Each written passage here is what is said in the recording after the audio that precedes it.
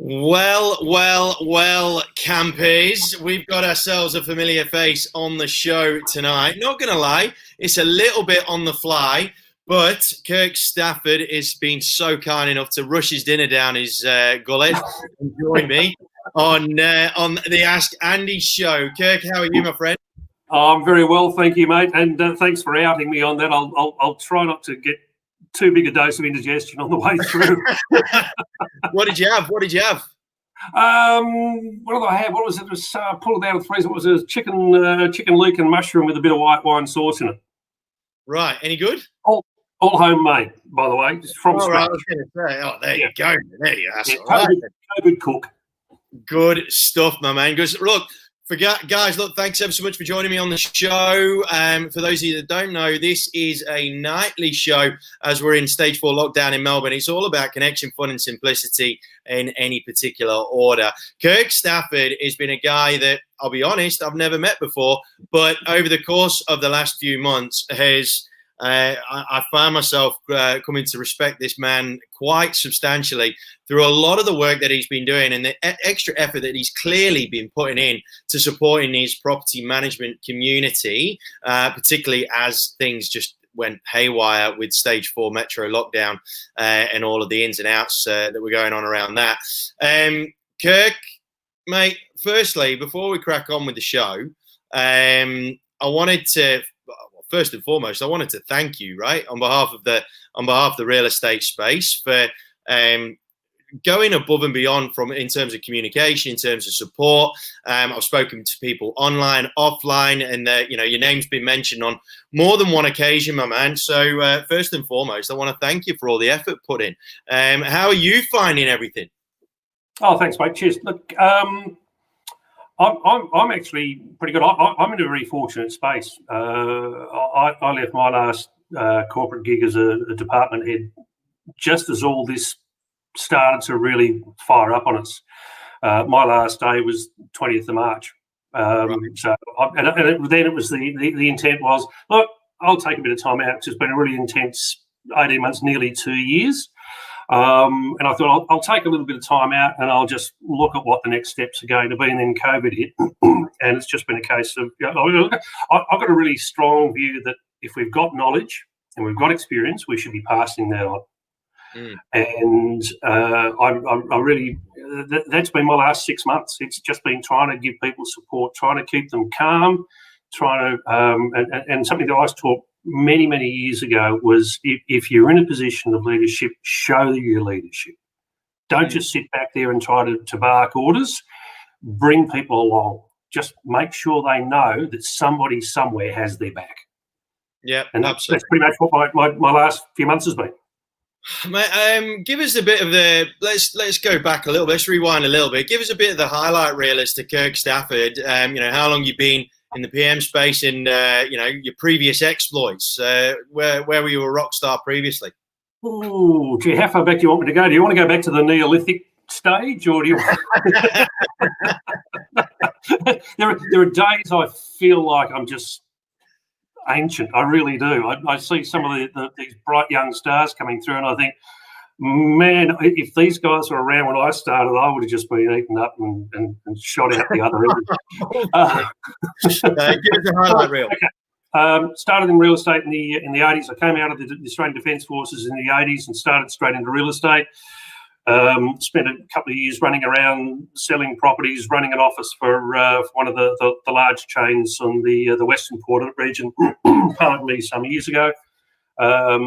Realised during the recession that as a salesperson, I made a hell of a good property manager. and just went on from there. I grew my first rent roll from 220 at the end of the recession up to 400 when I left a couple of years, about 4 years later. Started my own business, grew that, merged that with one of the major chains at the time, which was the Wilson Pride Property Management Group. Yep. Then moved out of that, went off and did some consulting work. I've built departments, I've run departments, I've built my own companies. I've lectured for the TAFE system. I've lectured for the REIV. I've done speaking tours nationally for one of the major franchise groups, which was just an incredible opportunity that I had.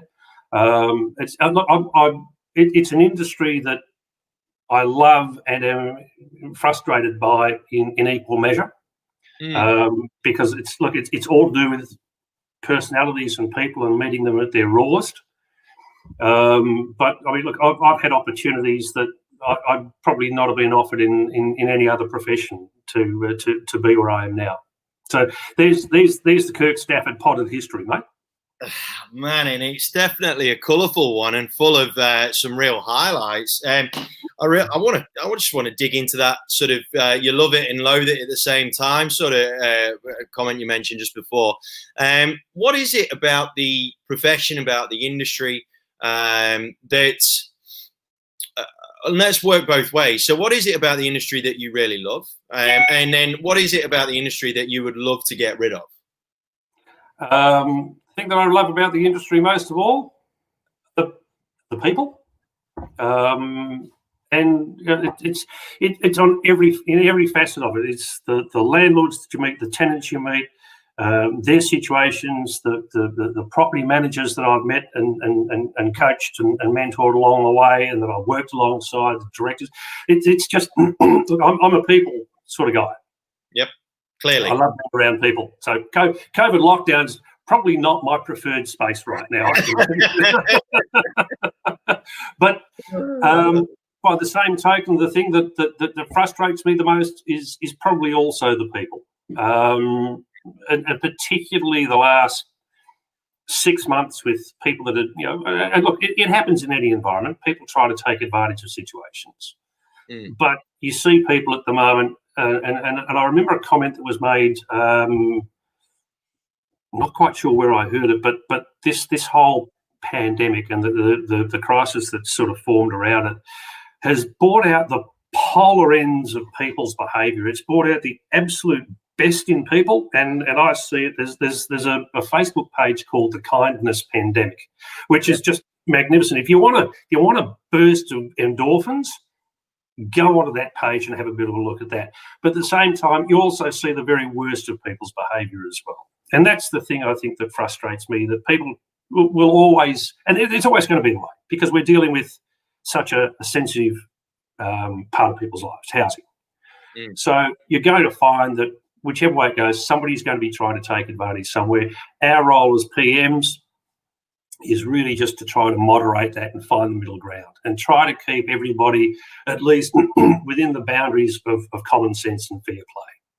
Doesn't always happen, but that's part of the life that we lead.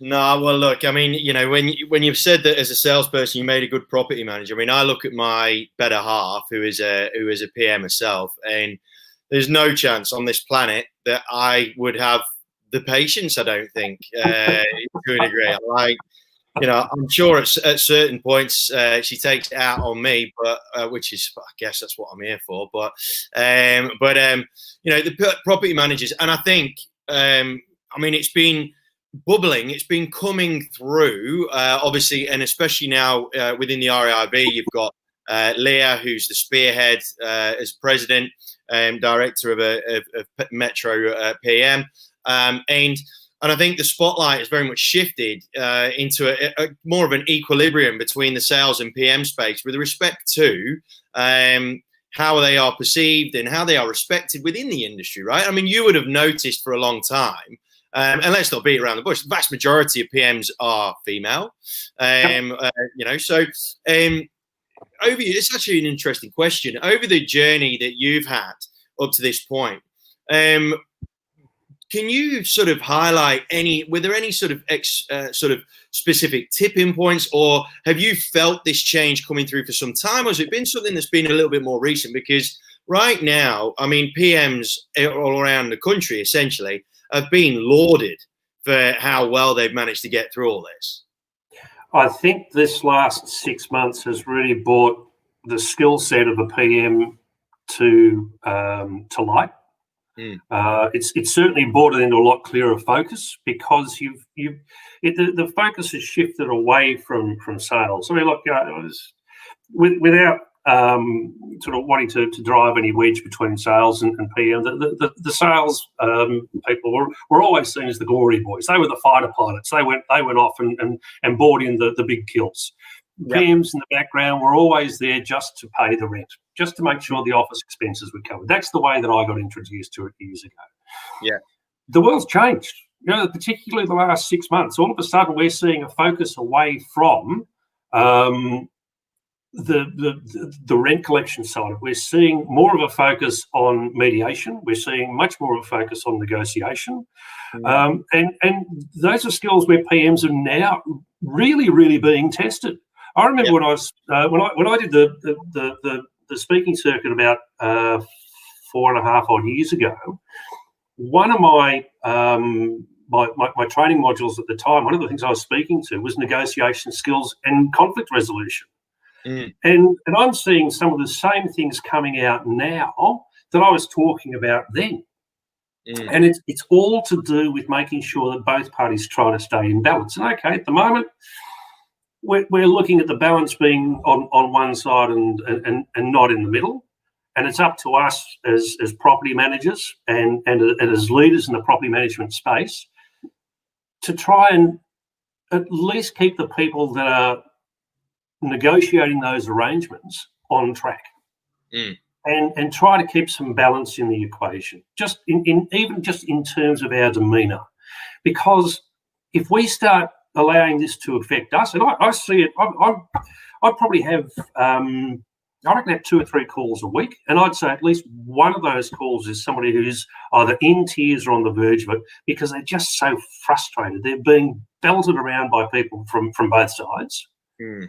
But it's starting to shift. We've now developed a skill in negotiation that at the beginning of the year we didn't think we'd need. We'd never have seen this coming. So we're now, I think, showing ourselves as the value and the value add in the renting equation, and also within the real estate office. 100% agree. I think one big thing that that became very, very apparent to me in the first lockdown was the ease at which property managers all around the country just seem to roll with the punches, right? They just seem to keep going and keep going, just roll with the punches, roll with the punches, roll with the punches. And it was on, and it was, and I obviously I was a lot more closer to the salespeople and directors and whatnot from, all the auctions that were getting cancelled and campaigns getting shifted and all that sort of stuff. And the volume of panic towards change, towards that conflict sort of stuff, it was way more apparent on the sales side as it was the PM side. The PMs were like, all right, cool, what do we need to do now? And it was just like a case of, all right, cool, let's just rock and roll, let's crack on. I mean, I distinctly remember that first when Scott Morrison shut down the auctions March 20, whatever it was. And that conference, me and my wife were sat there expecting the rentals to get more information, because that was the thing that's what we were both a little bit more concerned about from an industry point of view. And then he just came and walloped my fun, just came and stole my fun from me. I wasn't very happy about it. Yeah, you'll have to talk to him about that and get an apology. I'm not going to give it for him. I mean, look, I think the thing is with good property managers have always been really adaptable. I mean, we deal with conflict and crisis on a day-to-day basis. It's a very reactive part of the industry. Yep. And when you look at it, this was just another thing that had been thrown at us. It was a big thing. It was massive. But it was a point where we just went, yeah, okay, well, we can deal with this. And I think at that stage also it was novel. So we sort of took it on with a bit of excitement. We thought, oh, this is going to be really interesting. We're going into lockdown, and we're going to be able to use new technology, and we got some brand new toys to play with. Yeah, and we're going to be able to do it in our PJs, do it in our pajamas, do it in our trackie. This camera's only showing me from the chest up. How did you know?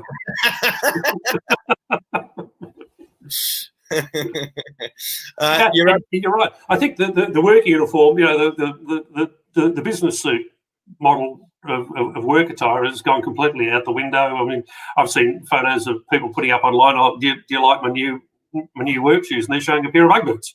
Yeah. Yeah. That's and I think what it's done is it's made us more human. Oh, I mean, definitely.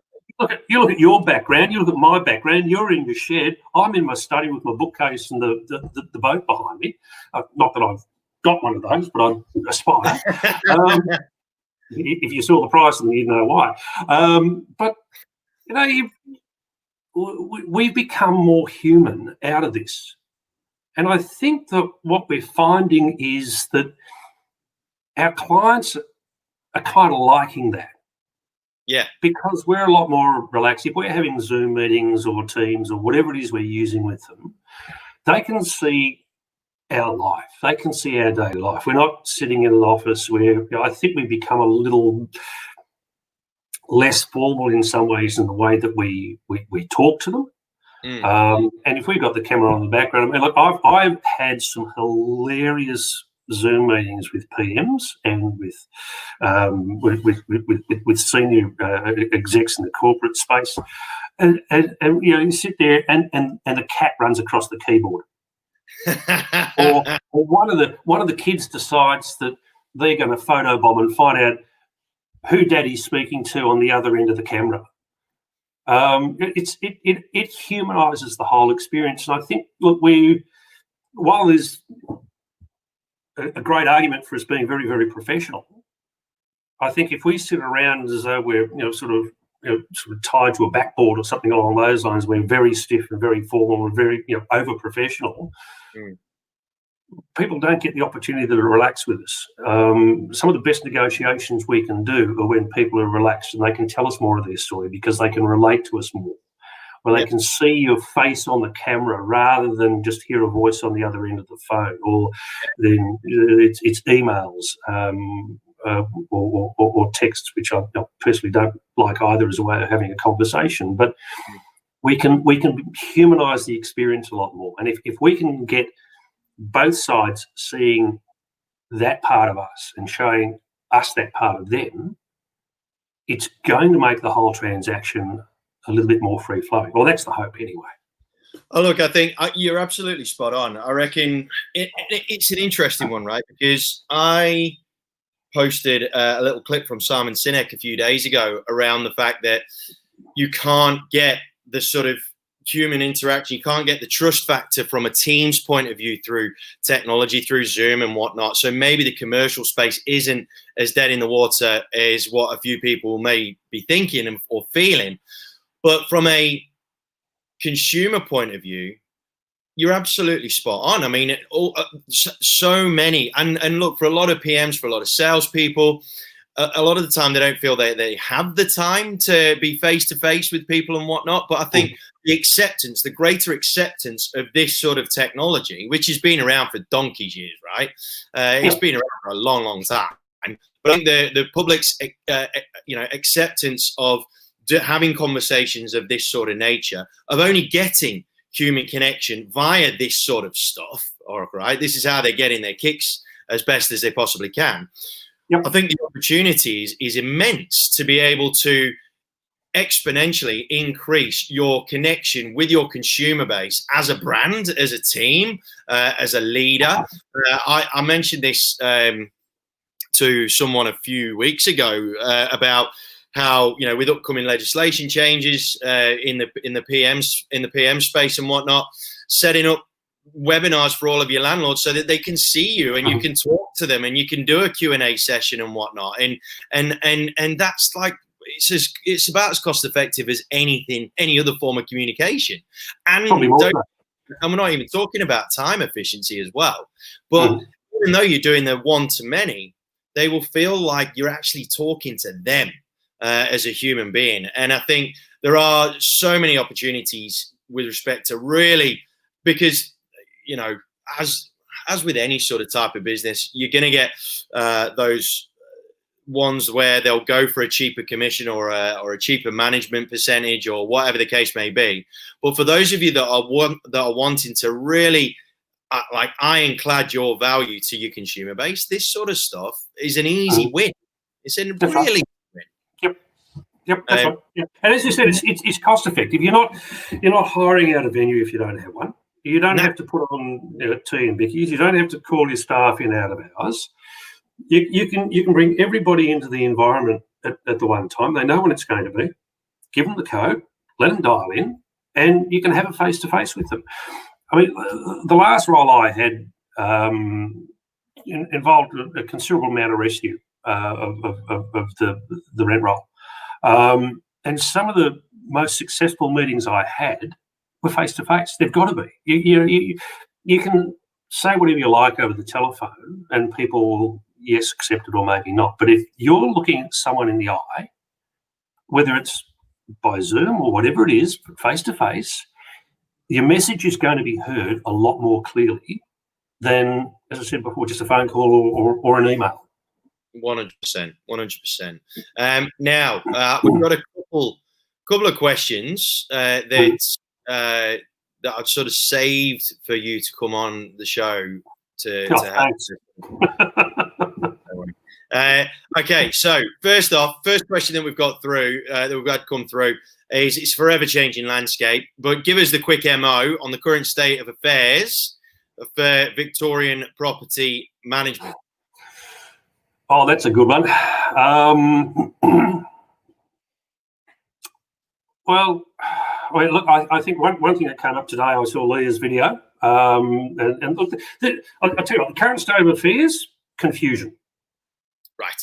Point blank. That's it. It's a confused space because we've got so many different versions of what has been coming through. The Omnibus Act is just been extended by 3 months to take it to the end of the year. We've got the RTRA, the Residential Tenancies Reform Act, coming in on the 1st of January. We haven't been told that it's not, so we've got to prepare for that. We've got VCAT decisions, and this is why I put the video up a couple of weeks ago about make sure that you ask for written reasons for the decisions at the start of the hearing. We got VCAT who seem to be favouring tenants, and I don't know whether there's anything that's an edict that they've got to favour the consumer over the supplier. I'm not sure. It's a highly conflicted space at the moment. And look, we've had that video from Leah today, which is what I started on, which is only now just clarifying what's going to happen to the rent relief grant if the rent's paid over and above the vacating date. Now, originally that was going back to the tenant. That's madness. You're giving the tenant free money. It's that may be treading into political waters, which I don't want to do. But it's a grant. It's not a wages bonus. Yes. So look, we'll wait and see. Look, the next month or two, things will start to settle down a bit. Legislation will start to be interpreted properly.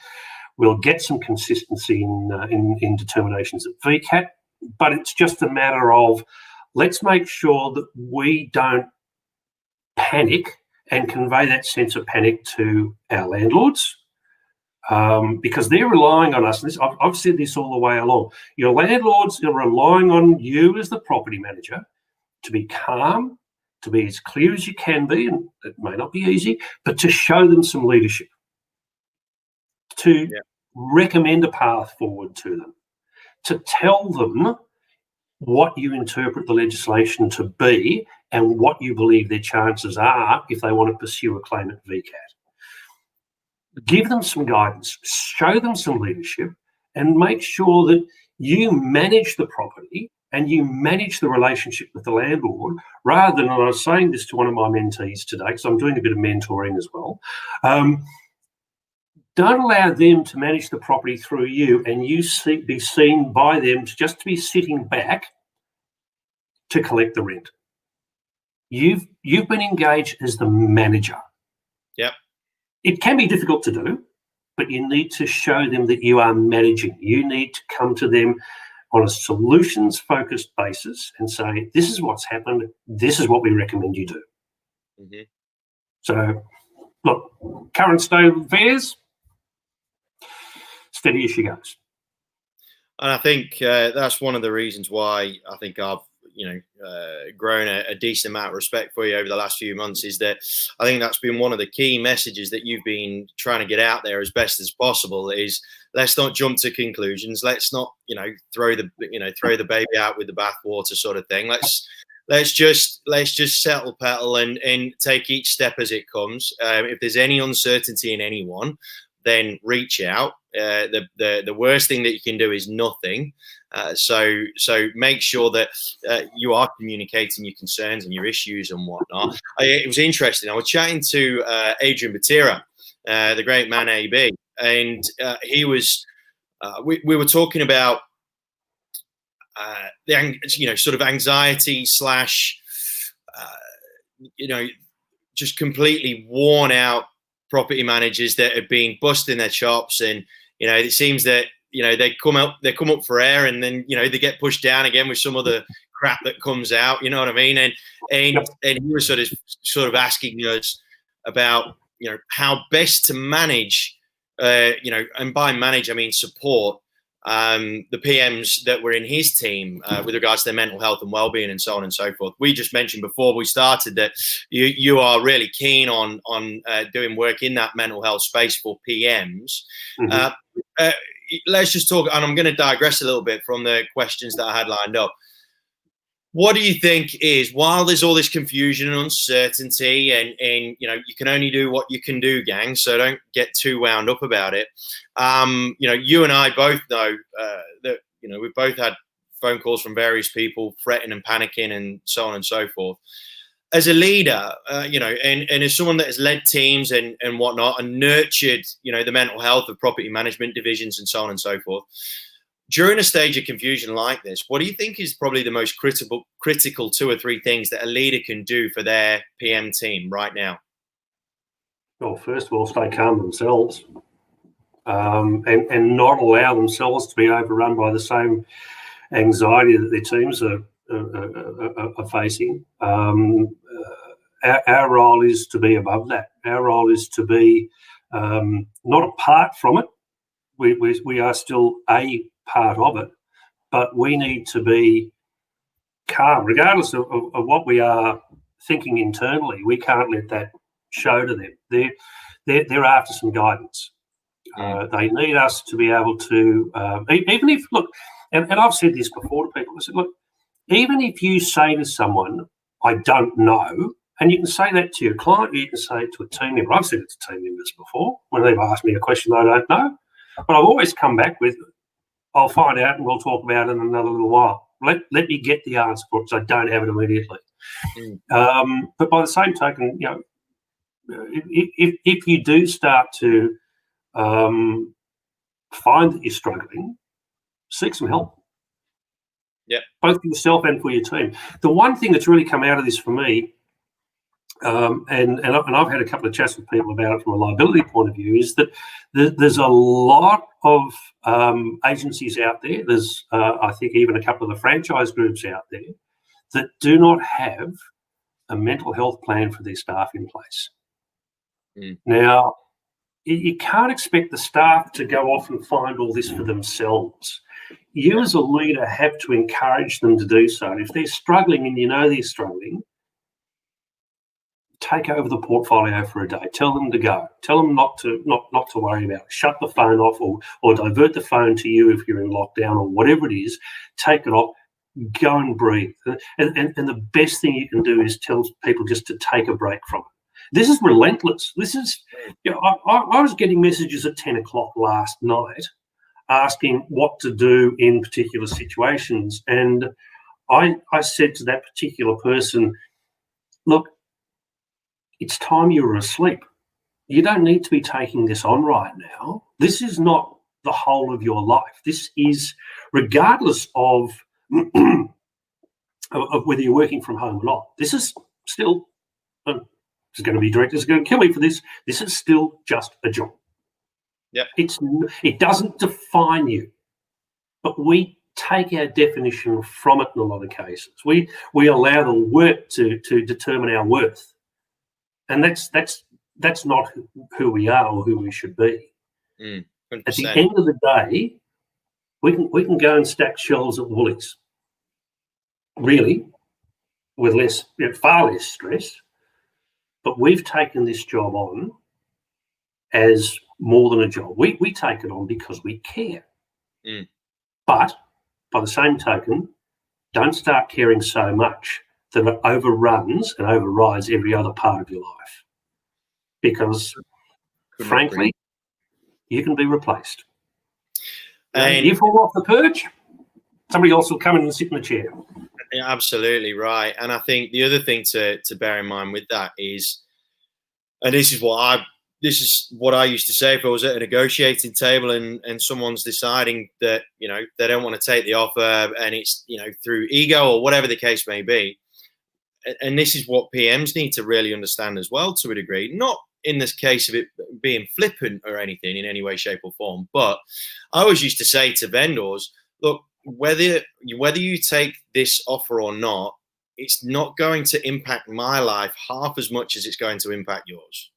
And from the PM side of things, what all PMs need to understand is, as much as they do care about stuff, ultimately, whether it hits the whether a property hits the fan, whether a tenant doesn't pay their rent, well, whatever the issue is, if it doesn't get resolved, or it you know causes a tenant to leave, or whatever the case may be, like, your world's still going to turn. Whatever the problem is, whatever the issue is, if you can't fix it and whatnot, yes, obviously get frustrated and learn how to fix it. But at the end of the day, gang, your world's still going to turn. Much like what Kirk just said then, the chair's going to get filled if you leave. The landlord's still, the landlord's going to have a problem. The tenants are going to move somewhere else, or whatever the case may be. Your world is still turning, and it will continue to turn.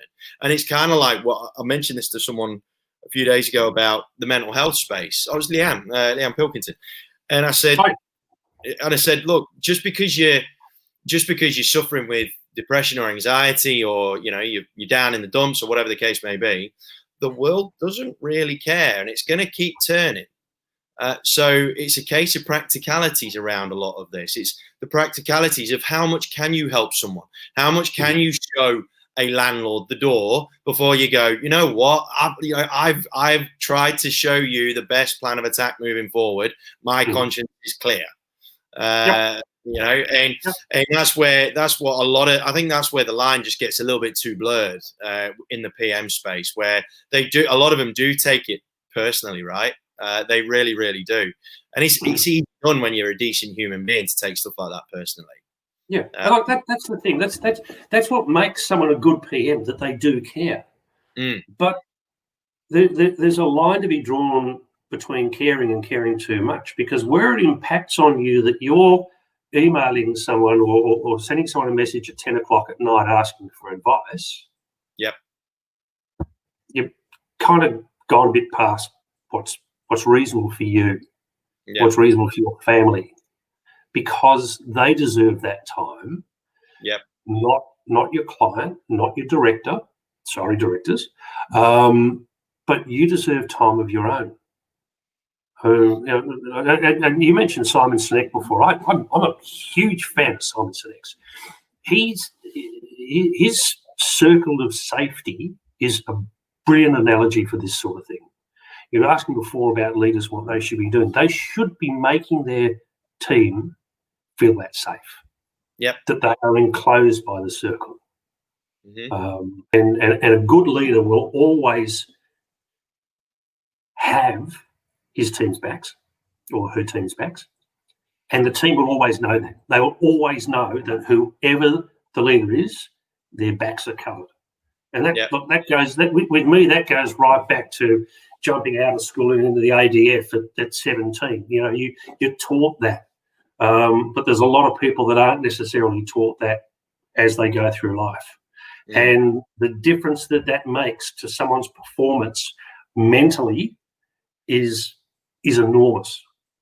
I've seen people who feel unsupported and they're a mess.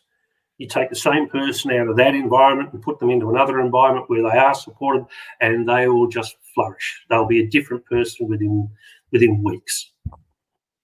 Couldn't agree more. And I think as a leader, if I'd have caught any of my team members, any of my gang members, like busting their chops at that time at night, I'd be really, really worried that their performance was going to drop because they're flogging themselves way too hard, like to an unhealthy amount. I mean, I know you've got the odd machine or two that can just seem to keep going like the bloody Energizer Bunny, but for the vast majority of team members, the rest is absolutely critical when it comes to performance. That PM that was texting you last night, no doubt in yours or my mind that this morning they probably woke up feeling like a bag of shit.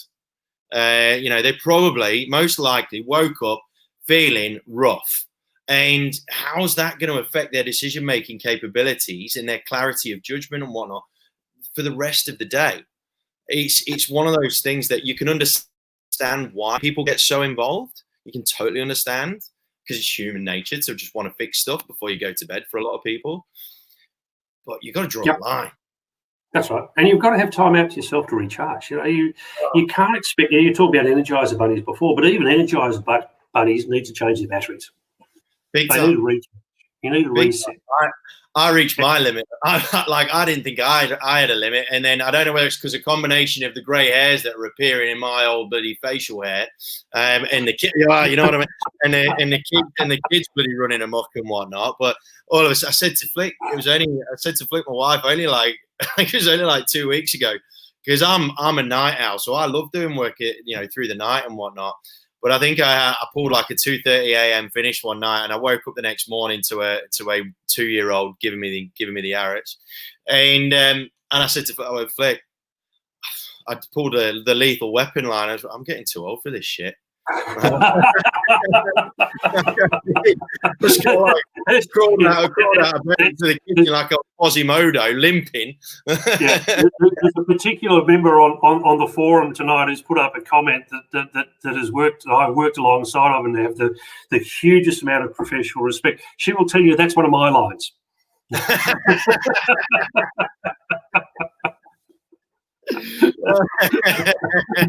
But mate, I've got about 15 to 20 years on you, so I can actually lay claim to it.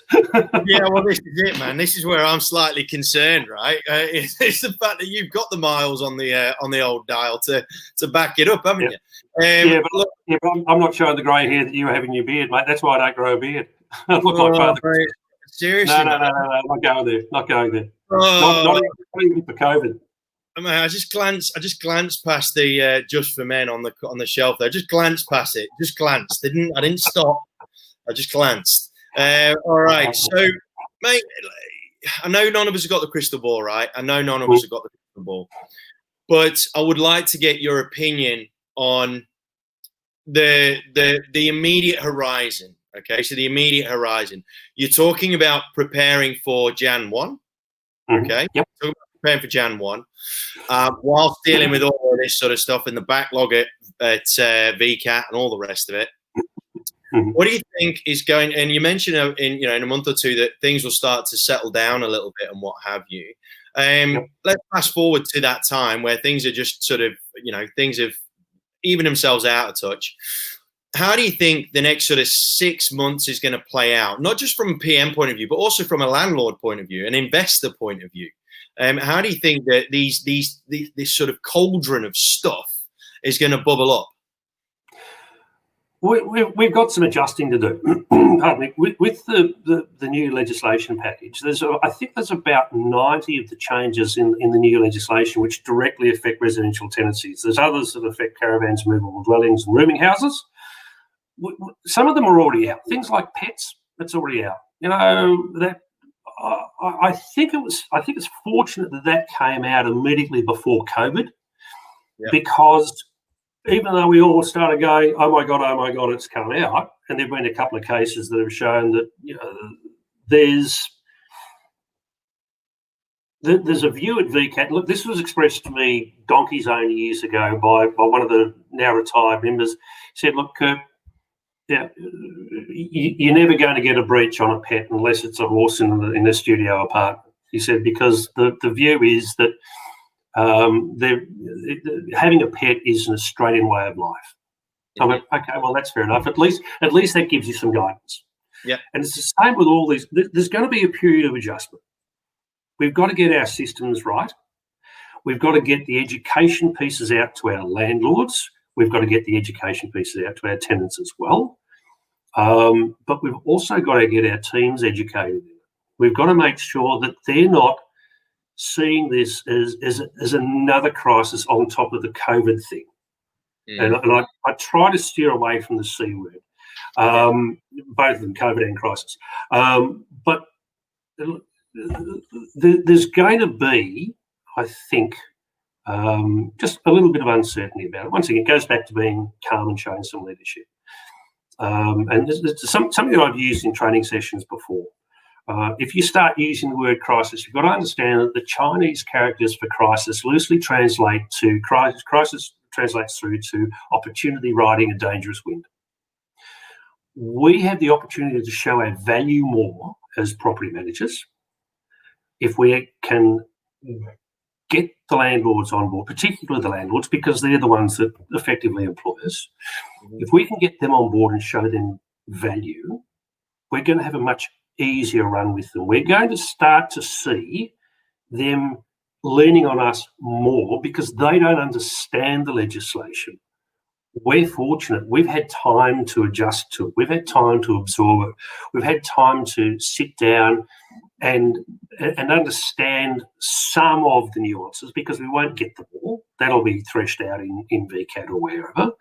A couple of things they're going to have to be careful of are the 5 strikes policy for arrears before we can get a possession order. We're going to have to be careful around the sale of property with tenants and compensation and changes in notice periods.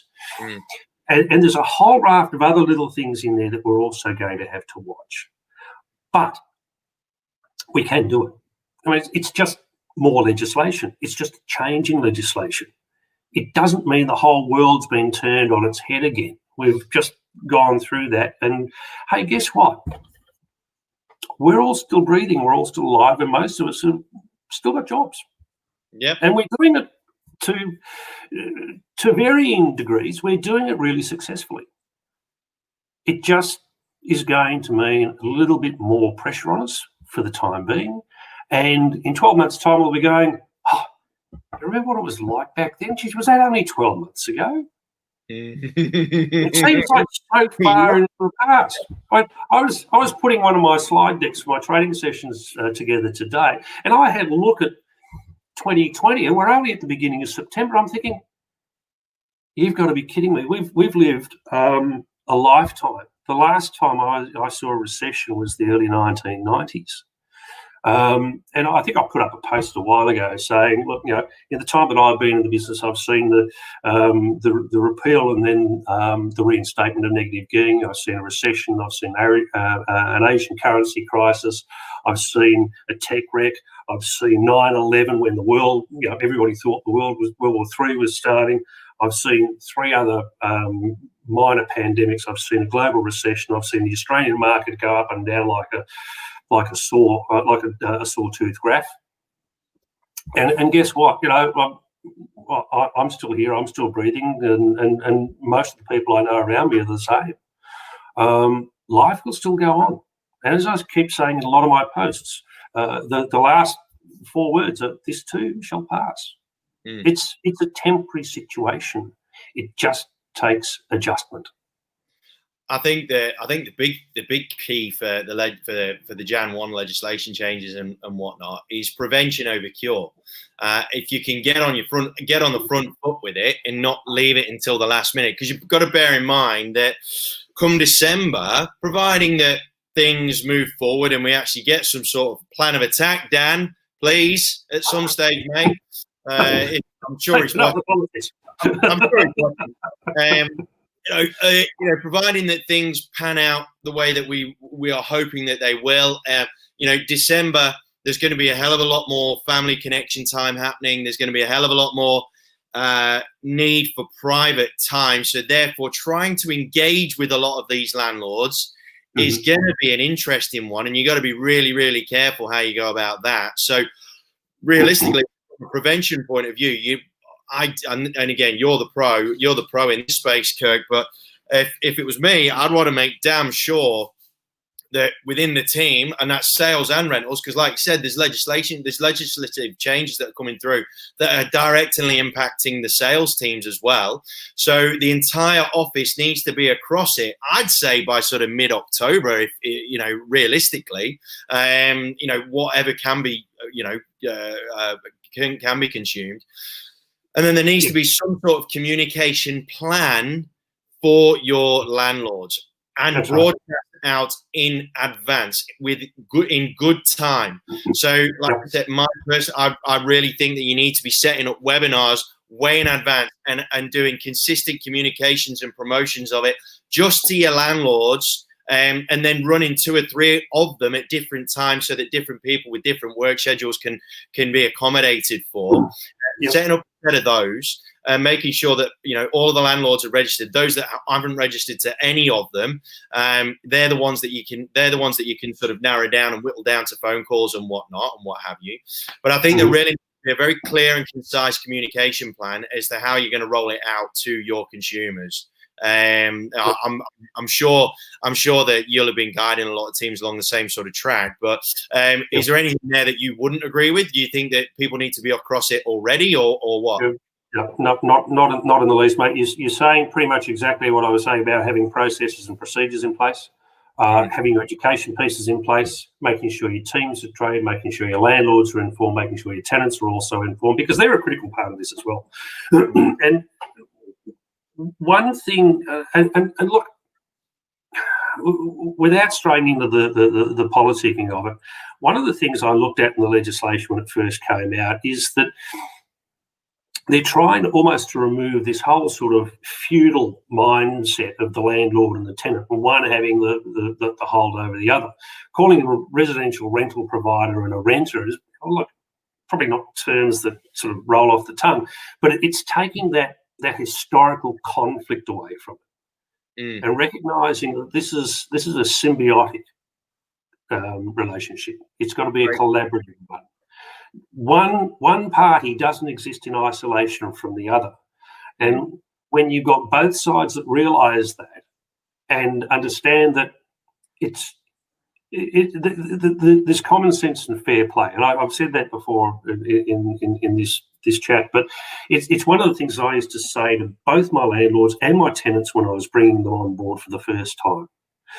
If you both abide by those, we can stick the act, the lease, the handbook, the guides, whatever else you want, we can stick them in the bottom drawer in the kitchen, and we'll send you your bond back at the end of the tenancy, because there won't have been any difficulties. The difficulties arise when one side or the other tries to assert a right that they may not necessarily have, or that isn't appropriate for the situation.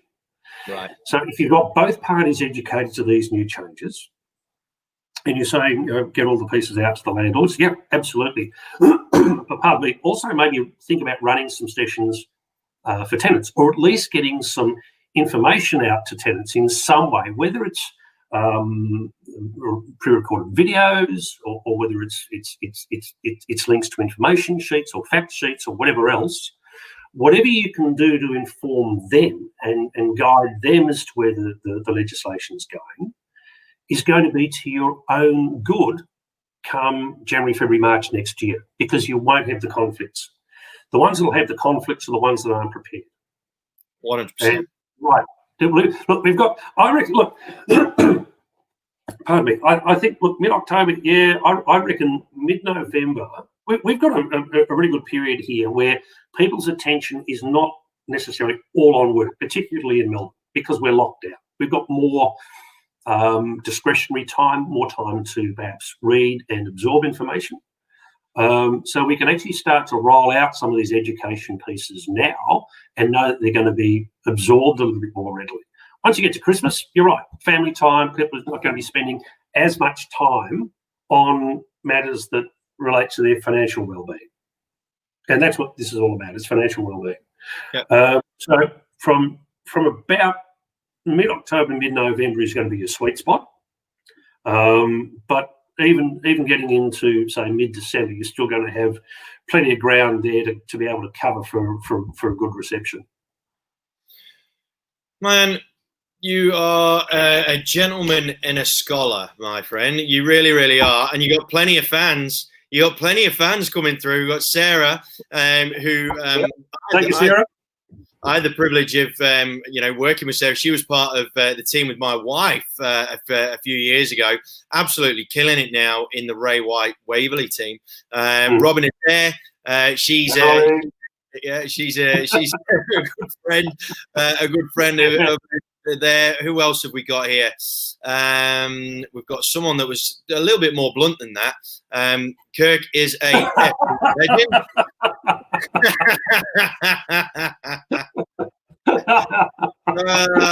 Thank you, Maxine. I'm sure your check's in the mail.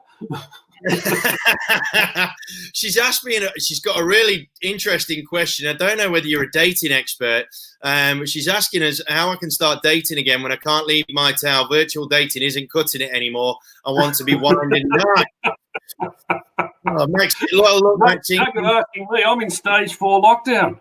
Look, Maxine, consider this your advertising, guys. Wherever you may be, if you're in stage 3, we have an eligible bachelorette here. If there was a show, I'm sure you'd be handing out them roses, Maxine. That's for sure. We've got Karen's on the show coming and saying hello. Darren Hutchins, one of the brilliant leaders in the O'Brien network. And by the way, gang, and I'm sure you've been tuning into his show. I'm tuning in every week, every Wednesday afternoon. Yeah. Great. If in or out of real estate, it really doesn't matter, what brand you wear, what colours you wear, whatever the case may be. Darren Hutchins has put together a really cool little webinar, sort of 5 till 6 p.m. on a Wednesday evening, and it's all around the mental health space. It's got nothing to do with brands, with one-upmanship or anything of that sort of nature. It is not badged it's not badged the brand that Darren heads up. It's purely a space for us all to share and to just kick around. One of those demonstrations, Andy, that I'd sort of meant to touch on before, and I kind of did when I was talking about kindness and those sorts of things. What Hutchie and Rod and Stav are doing down at O'Brien's, it fits into that ego-free zone, and it just greatly appreciable. I mean, the one they ran last week with Lance Piccioni and Love Me, Love You, I thought was just brilliant. I couldn't stick around for all of it because I had a coaching session to run afterwards, but I missed Tim Heavyside, which I'll hopefully catch up on later. But they really seem to be doing some good stuff. No, they're doing some fantastic stuff there, it has to be said.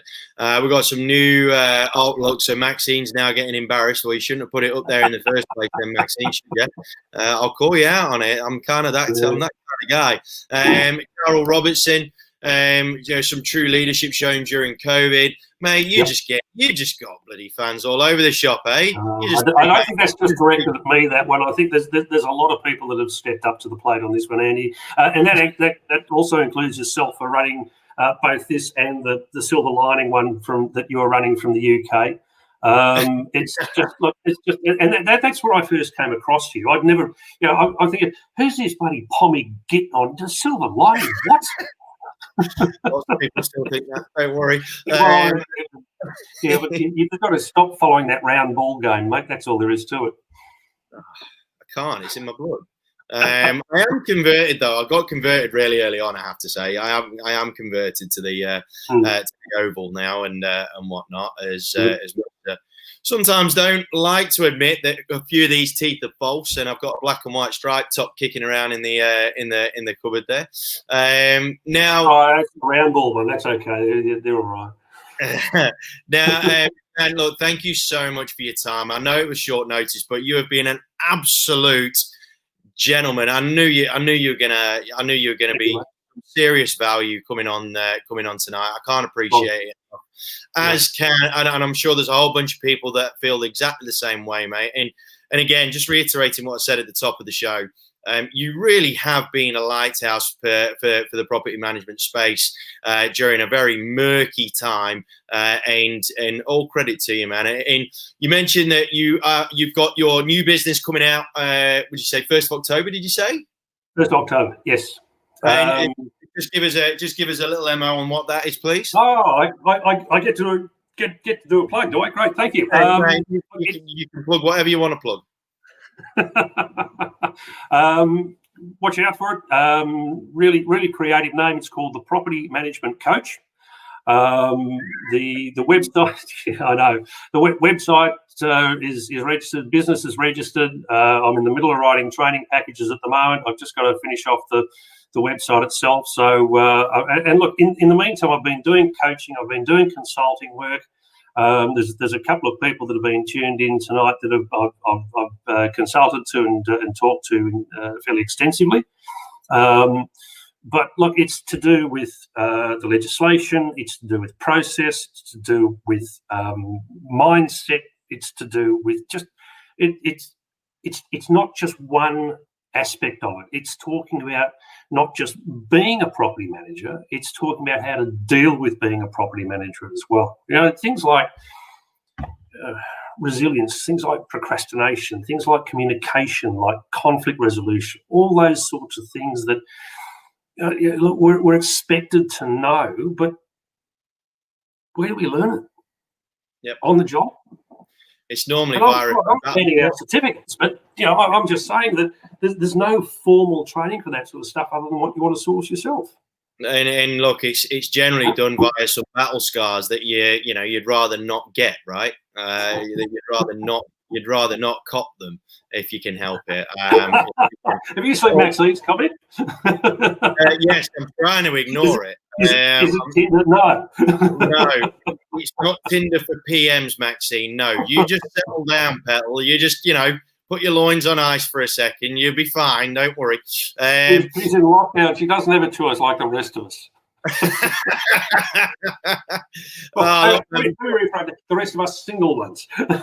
Look, mate, before this goes down something of a sordid path, I think I'm going to let you crack on with the rest of what is left of your evening, my friend. Thank you so much. It's been an absolute pleasure and an honor to connect with you properly. Finally, and I'm sure this is going to be one of many connections, or at least hope anyway.